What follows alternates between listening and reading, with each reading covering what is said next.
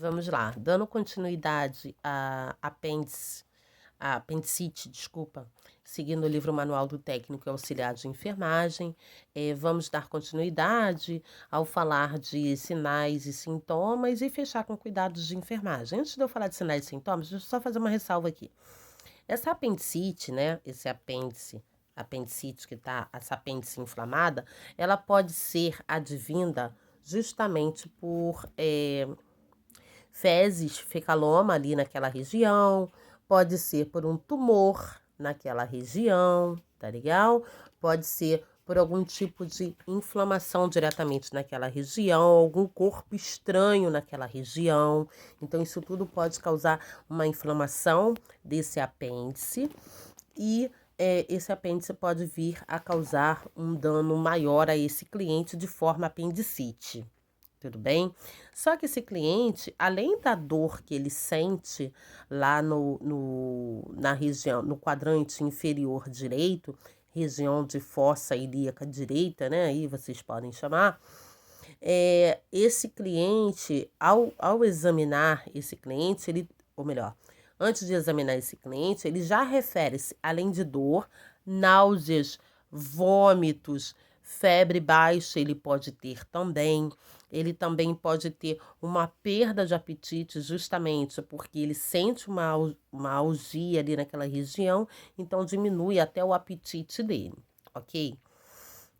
Só que eu tenho alguns sinaizinhos aqui, eu vou dizer pelo menos dois para vocês, que podem ser realizados nesse cliente, e aí a gente pode ter uma melhor resposta com relação.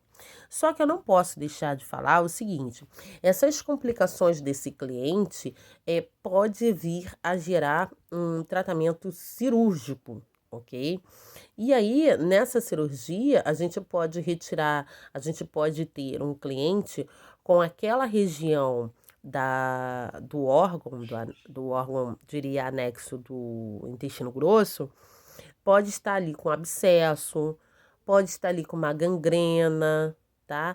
Pode estar ali com a região comprometida ao ponto de até uma hemorragia, ok? Então, a gente tem aquela região ali sensível, ocasionada também por uma fístula interna. E aí, a gente vai ter que fazer uma incisão cirúrgica, uma retirada cirúrgica, para que a gente possa ter uma melhor resposta de vida, né, do dia a dia desse cliente. Tá ok? E aí, o acometimento dessa apendicite é sério, gente. Ele pode ter um abscesso sério ali, uma decência dessa cirurgia, pode ter uma evisceração dessa cirurgia, uma herniação nessa cirurgia. Então, a gente tem que ter muito cuidado, muita cautela. Tudo bem? Tudo bem? Vamos lá, então. Então, vocês podem escutar como quando vocês aplicam uma pressão naquela região do quadrante inferior direito, vocês podem escutar como forma de MC Burney. MC Burney. Isso quer dizer que você aplicou uma pressão naquela região e logo você notou a sensibilidade, a dor presente naquela região. Tudo bem? Mas vocês também podem achar uma sensibilidade de rechaço. Isso quer dizer o quê? Uma produção ou uma intensificação da dor quando a pressão é ativada. Então, o cliente já tem dor e quando você aplica uma força maior para justamente examinar, que seria o que? Uma sensibilidade de rechaço, esse cliente tende a ter uma dor mais intensa. Deu para entender a diferença de um para o outro? E o outro que eu falei que foi MC Burney é quando você aplica a pressão, esse cliente tende a ter uma sensibilidade naquela região, só quando você aplica. Agora, existe aquela situação que o cliente já está com dor e quando você aplica uma pressão, que é a do rechaço, sensibilidade do rechaço, o cliente tende a ter uma ativação maior, uma intensidade maior daquela dor, tudo bem? Então, são dois sinais aí que vocês podem anotar no livro de vocês. Vou repetir. O primeiro é MC Burney, com Y no final. E o outro é sensibilidade de rechaço. Então, MC Burney quer dizer que eu apliquei uma força ali no quadrante inferior direito e ele ficou sensível por eu ter aplicado. Ele sentiu uma sensibilidade, ele sentiu uma dor, tudo bem? Só quando eu apliquei. E o outro, que é o rechaço, sensibilidade de rechaço, quer dizer que ele já estava com a dor e quando eu apliquei eu diria uma força entre aspas, tá? É o toque, tá? Para você poder examinar, ele referiu uma ativação maior com relação ao nível de dor que ele estava sentindo. Tudo bem? Vamos lá, então. Como os exames eu já falei, que é exame de imagem, né? Exame clínico, exame físico. O tratamento também já falei. E vamos aos cuidados de enfermagem? Vamos lá. Como cuidados de enfermagem, como eu sempre faço, eu sigo um pouquinho do livro para que a gente não tenda a deixar nada para trás. Pré-operatório. Pré-operatório. Sinais vitais. Antes de mais nada, você tem que explicar ao cliente o procedimento a ser realizado. Isso é, se estiver prescrito lá para que seja realizado dessa forma, para que a gente não venha a eticamente ter algum comprometimento ético aí junto à equipe, tá? E aí você tem que, deixa eu dar uma olhada aqui, você tem que no pré-operatório seguir os sinais vitais, controlar os sinais vitais desse cliente, atentar para qualquer alteração e notificar a equipe, tá? Observar as queixas álgicas desse cliente, algia desse cliente, álgica, gente, está dizendo que é dor, tá? As queixas, anotar, observar, notificar.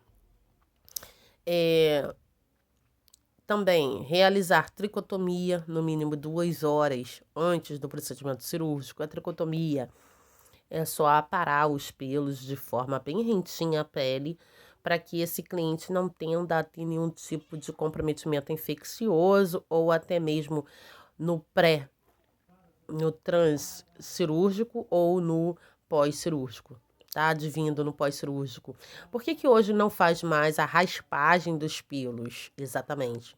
Porque além dos poros ficarem abertos, tende a ter uma coceira no pós-cirúrgico. E aí esse cliente, alguns tendem a coçar. As unhas guardam muitas bactérias e quando coça, bactérias ali são expostas a sítio cirúrgico e aí a gente tem um comprometimento maior desses clientes aí com relação à cirurgia, tá legal?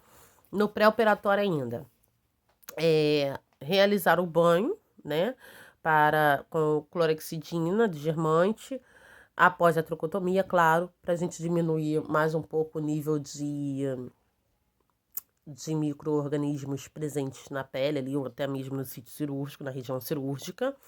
Manter identificação do cliente, claro, né? A gente tem que estar ciente, realizar a troca de roupa, medicar conforme prescrição médica e encaminhar para o centro cirúrgico. Tudo bem até aqui? O pós-operatório. Realizar o controle rigoroso dos sinais vitais, sempre anotar, relatar em caso de alteração. Observar as queixas álgicas desse cliente sempre. Observar a presença de sangramento na ferida, ou seja, na região operatória. Anotar sempre e relatar, tá ok? Realizar curativos conforme protocolo institucional. Anotar e relatar sempre na ferida operatória. Estimular o paciente cliente a realizar respiração profunda e tossir também. Anotar e notificar. Isso aqui, gente, esse estímulo aqui, no pré-operatório, você já faz, é como se você estivesse fazendo um teste com esse cliente para ele aprender a tossir e respirar no pós-operatório, ok? Tem clientes que têm medo de tossir e ter ruptura dos pontos. Então, você ensina o cliente como deve proceder com relação ao tossir, tá? Manter decúbito elevado, isso aí somente depois do período anestésico. Durante o período anestésico, o cliente não pode ficar, tem restrição, ok? Então tem que tomar cuidado com isso aí. Esse decúbito elevado tem que tomar cuidado, tá legal? Muito cuidado, muita calma. Circula isso daí, bota um asterístico, porque vai variar muito da autorização médica, ok? Porque depois que o cliente sai do centro cirúrgico, ele fica, na maioria das vezes, fica num setor chamado de recuperação ou sala pós-anestésica, aí os nomes variam, isso aí indifere, que o sentido é o mesmo. Ele sai do centro cirúrgico, fica nessa salinha, recuperando a anestesia um pouquinho, e aí, visto que o cliente está apto para ir para o quarto, ele vai para o quarto, isso é, se não ocorreu nenhuma intercorrência lá durante a cirurgia. Se ocorreu alguma intercorrência durante a cirurgia, certo, clássico que, dependendo da intercorrência, né, ele vai para o centro cirúrgico, ou pro CTI, ou UTI, centro de tratamento intensivo ou unidade de tratamento intensivo, para ter uma observância, uma holística maior nele, ok? Então tem que tomar cuidado com essa parte aí de decúbito elevado. Cuidado! Cuidado para não fazerem besteira, tá? Estimular a deambulação precoce, isso é, se o meu cliente estiver apto para tal, se tiver autorização médica para tal, ok? Se não tiver autorização, por favor, não faça. Também pode fazer um asterisco aí no pós-operatório, para vocês não pecarem por falta de aviso, ok? Então, o aviso está sendo dado. Manter decúbito elevado, asterisco, porque vai ser só depois da autorização médica. Não faça isso quando o cliente sair, chegar no quarto, levantar o decúbito. Meu Deus, cuidado. Cuidado. E o outro é estimular a deambulação. Cuidado. Somente depois da autorização do cirurgião, na maioria das vezes. Porque senão vocês podem pecar e pecar feio. E aí vocês terem uma ruptura de ponto, cliente com vertigens, desmaiando, e náuseas, vômitos, e confusão mental. E cuidado, cuidado.